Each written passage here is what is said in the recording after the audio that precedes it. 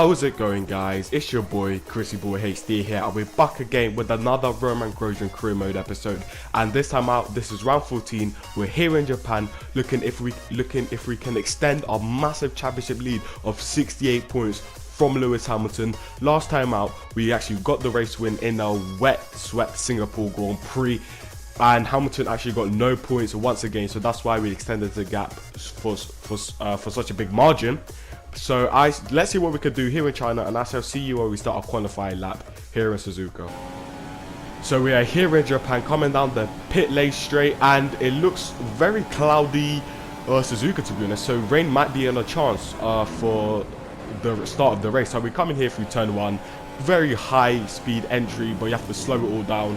And turn 2 was alright. Now coming to turn 3 and 4, this whole section is very hard. It really shows the downforce package of the car if you have a good downforce package, which we don't really. And we drop a few places here. We just understeer off. We're running about 42 wings, which is not the lowest that of settings. I would like to run a bit lower, but we will just be losing too much time out of the corners. But coming through Denga 1, took that nicely. Corner says corner cut, don't think we did. And Denga 2, it's all looking very good and clean. And we're still in P3, and our target's P4, which is really good. This hairpin is so hard because it's hard to slow the car down. We go on the grass a bit, and to put down the traction is quite hard, I'm not gonna lie. And I think we might drop a place down. No, we don't. We actually stay in P3, which is good. Now we drop a place down into P4, but we're right back up into P3. So coming through the final sector of the lap, we're coming to end sector 2. We ran wide there, very wide. We must have lost time here. We dropped back into P6, but we went back up into P4. Now coming to heading into 130. Oh, this is such a great corner. I just love it. So you're coming through 8th gear, you're going to take it flat, you're going to hold your breath and hope the car sticks, and of course it does. That's perfect. Now coming through the final 3 corners, we actually brake too deep and we just completely corner cut that section. That was not intentional. In P1, so what we did, we backed off the throttle and we just let Hamilton and Russell code pass, and we're going to start in P3 for the Suzuka board.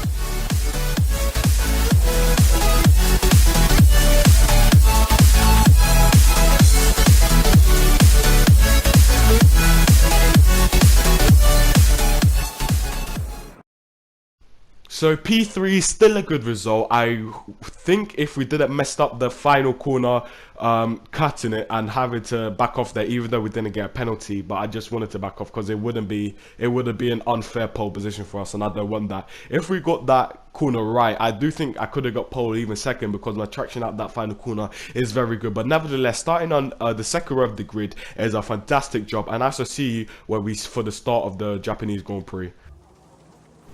It is actually light rain for the start of the Suzuka Grand Prix. Can you believe that? But we got 5 lights. It's lights out, and away we go. We put it up to Rich straight away. Look at if we could jump Rosberg here. We get a decent start, not as good as before, but we're in Rosberg's slipstream, and we just have to put it up his inside. He gives us room there. Look at that close wheel-to-wheel racing there. No contact whatsoever. That's a clean move. Now we're up into P2. That is very promising. We had to jump at least one of the Mercedes at the start of the Grand Prix here, and we got that jump. We got that done, and we kind of messed up the few corners there, but it's all right. We're up into P2 for the Japanese Grand Prix.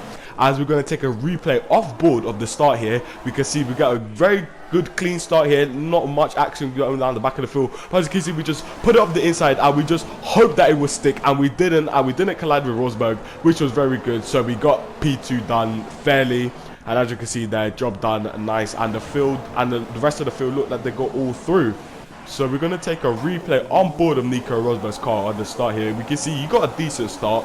He didn't gain anything to Hamilton, or even just like, I think he got a worse out than Hamilton. But as you see, come to turn 1, we just put up the inside, nice and fair here. We didn't push him out, no contact whatsoever, which is really good, and I'm happy with that. And we're up into P2. Now coming on to the end of lap 1, coming into 130R, if you look in the mirrors, Vettel got past Rosberg, and he actually pushed them out wide. You probably couldn't see this, but we're gonna take, of course, I got the replays now, I got this shit sorted, son. So we're gonna take a replay on board with Sebastian Vettel here. We get quite a bad exit coming out of there. He's in the slipstream of Rosberg. Rosberg doesn't have our slipstream. He's gonna pull to the inside of Rosberg coming into 130R here, and looks he got the position done even before 130R, and they got a little bit of contact, and Rosberg got pushed out wide. So we're gonna take a replay on board with Nico Rosberg now.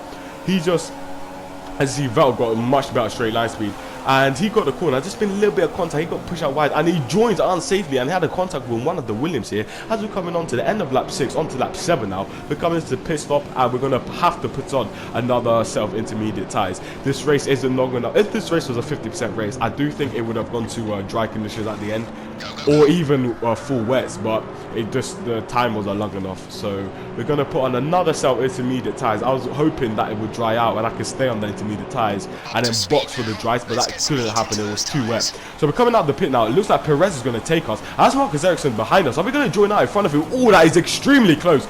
But he got pushed out wide, and we look like we're joined back out into P6. As we're going to take a replay of that off board here. As you see, we're exiting the pit. We're staying in the white lines, as you can see here. We exit on track, and that was a bit dangerous on Marcus Ericsson's part. But we did not cut on track. We waited till the white line exit, then we cut back on track. We're going to take a replay on board of Marcus Ericsson's car. You can see us hit there, and we just joined the track quite safely. We didn't push him out or anything, so I don't know, maybe Marcus actually could have backed out. Kind of a racing incident, but no, he just went off wide. He didn't lose any time or contact or damage of any positions. He lost time but not positions. Now we're coming on to the end of lap 7, and we're on the back of Sergio Perez. He has yet to pit, and we're just in his slipstream now, coming into 130R. Are we going to put the move on him in 130R? We're alongside him, and yeah, we got the move done, and yes, we got the move done just before 130R, which was really great to see.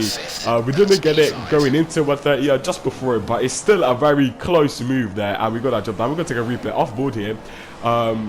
Yeah, it doesn't look as wet on the off-board cameras, but it is extremely wet when you're on board. As you can see here, we just pulled to his inside, and we're just going to pray, and yep, we just prayed the car was sticking, and it did, and we got the position. Now we're going to take a replay on board of Sergio Perez now, and as you can see, we just fly up his inside.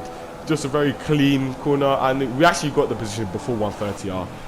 It would be amazing if we got if we were wheel to wheel going into 130R, but nevertheless, it was a fantastic overtake.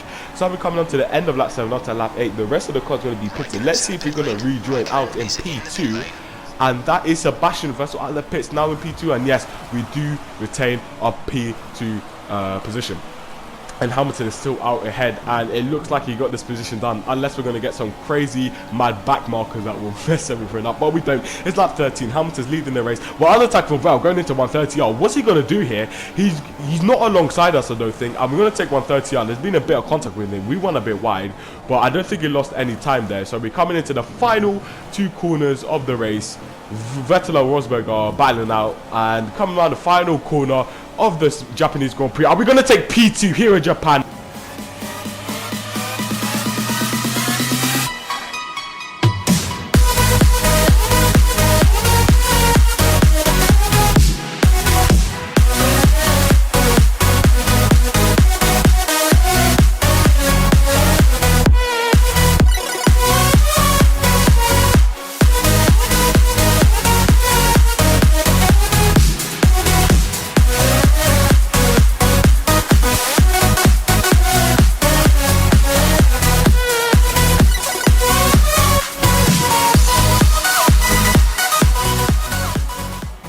Today for the Silver Arrows of Mercedes-Benz. They certainly had the best car today. It really was a great performance, and one that I think will be remembered for a long time to come. That's it for today's Grand Prix, and from Ant and I, it's goodbye, and see you again next time. So that was another very strong podium finish for us again here in Lotus. We didn't beat our championship rival Lewis Hamilton, but that's alright. We still have a huge gap, and yeah, I think Romain Grosjean actually got a 5-second time penalty, and I think it was a 5 or 10-second time penalty, and he actually got a 5-place grid penalty for the qualifying for the race start, because I think there was an incident in practice with him and a Sauber, I think maybe Nazar. But yeah, that's quite interesting. So the gap is down to 61 points in the championship, and we're still in 3rd place in the constructor standings. So if you enjoyed this video, don't forget to like, subscribe and share, and I'll see you for the next race, which will be out in Russia in Sochi. So I'll catch you guys there. Peace.